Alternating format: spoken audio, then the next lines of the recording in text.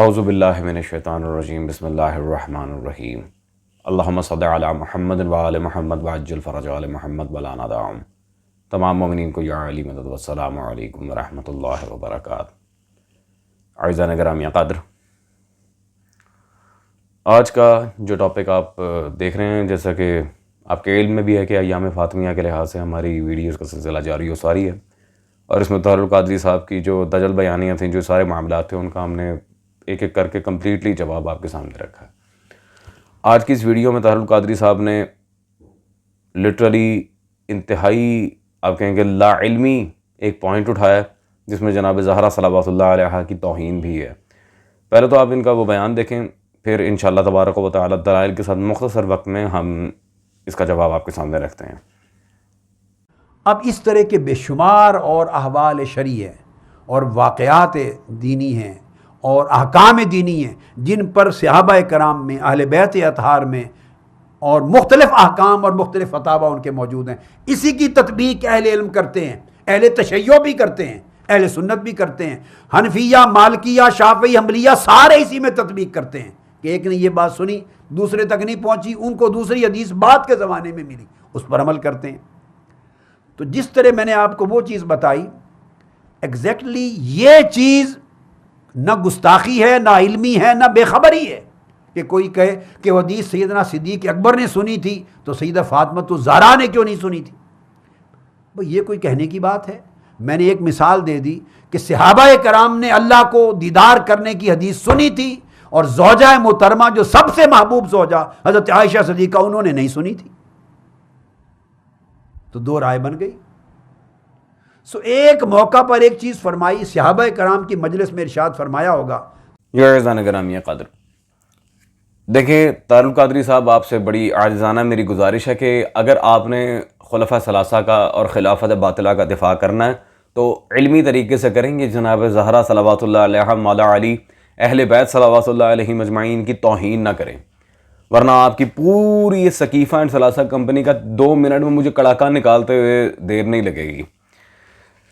اب جی حضرت نے نئی بکواس سامنے کی ہے کہ نعوذ باللہ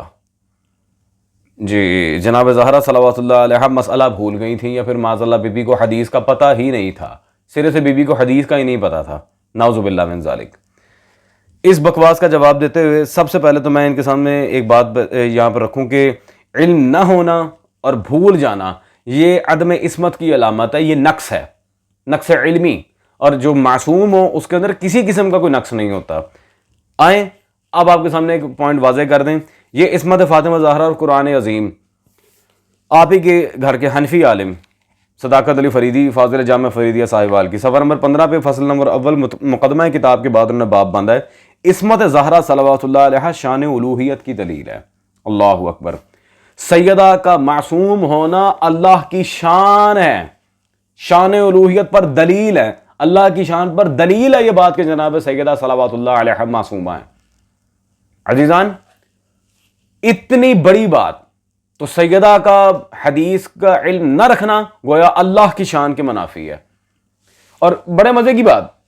اس سے ملتی جلتی ایک عبارت طاہر القادری صاحب نے اپنی کتاب میں لکھی ہے، یہ الدرۃ البیضاء، طاہر القادری صاحب کی کتاب میرے پاس موجود ہے، منہاج القرآن پبلیکیشن سے چھپی ہے، صفحہ نمبر 60، یہاں فصل نمبر 16 میں بات قائم کی ہے طاہر القادری صاحب نے کہ سیدہ فاطمہ صلوات اللہ علیہ خفا تو اللہ خفا، ان کی رضا اللہ کی رضا، ٹھیک۔ اور اس کے حاشیے میں اس جو انہوں نے حدیث نقل کیا باقاعدہ، اس کے حاشیے میں انہوں نے لکھتے ہیں جی حیثمی نے مجموع الزوائد میں کہا ہے، اسے طبرانی نے حسن اسناد کے ساتھ روایت کیا ہے، اس کی سند کی تحقیم بھی خود کی ہوئی ہے ماشاءاللہ۔ وہ آپ کہہ سکتے ہیں حافظ ابو بکر حیثمی صاحب مجموع الزوائد کی انہوں نے تحقیم نقل کی، لیکن بہرحال کتاب تو ہی نہیں کی ہے۔ عزیزان، اب رہ گیا حضرت ابو بکر اور عمر کا مسئلہ کہ وہ کتنے بڑے عالم تھے، وہ کتنے بڑے ماشاءاللہ فقیہ و فاضل تھے، یہ پوائنٹ بھی ہم ذرا حل کرتے ہیں آپ کے سامنے۔ یہ شاہ ولی اللہ کی فقہی اختلاف پر کتاب میرے سامنے موجود ہے، الانصاف، شاہ ولی اللہ۔ آپ کو شاہ ولی اللہ محدث دہلوی کے الحمدللہ کڑاکے دے دے مارنا اس پوری سیریز میں، ان کے تو ریفرنسز ہی نہیں مان۔ صفحہ نمبر 21 پہ شاہ ولی اللہ نے بالکل واضح الفاظ میں یہاں پر لکھا کہ شیخین یعنی حضرت ابو بکر اور حضرت عمر کو اپنے خلافت کے زمانے میں جب کسی مسئلے میں حکم شرعی معلوم نہ ہوتا تو دیگر صحابہ کرام سے دریافت فرماتے، دیگر صحابہ کرام سے دریافت فرماتے. طاہر القادری صاحب، میں آپ سے پوچھتا ہوں کہ یہ اگر اتنے ہی شیر و شکر تھے، اتنے ہی رسول خدا صلی اللہ علیہ وآلہ وسلم کے ساتھ ان کا پیچ اپ تھا، اتنا ہی رسول خدا صلی اللہ علیہ وآلہ وسلم کی طرف سے انہیں خلافت تک آفر کی گئی ہے بقول آپ کے ماشاءاللہ جو ہے ہی نہیں کچھ. خیر، یعنی کہ ان کے اتنے ہی فضائل ہیں، تو پھر یہ اپنے ہی خلافت میں خود خلیفہ ہو کر دوسروں سے شرعی مسائل کیوں پوچھتے پھر رہے ہیں؟ اور جب باقی معاملات میں شرعی مسائل پوچھ رہے تھے تو باغ فتح کے مسئلے میں کیوں نہیں پوچھا جہاں یہ خود مجرم تھے اور انہیں جج بنا کے بٹھا دیا گیا تھا؟ قیامت تک کا ٹائم ہے، دیں جواب، پھر آگے بات ہوگی. دیٹس آل عزیزان، ہوتی آپ سے ملاقات اگلے نشست میں. Take care. مولا حسین وارث.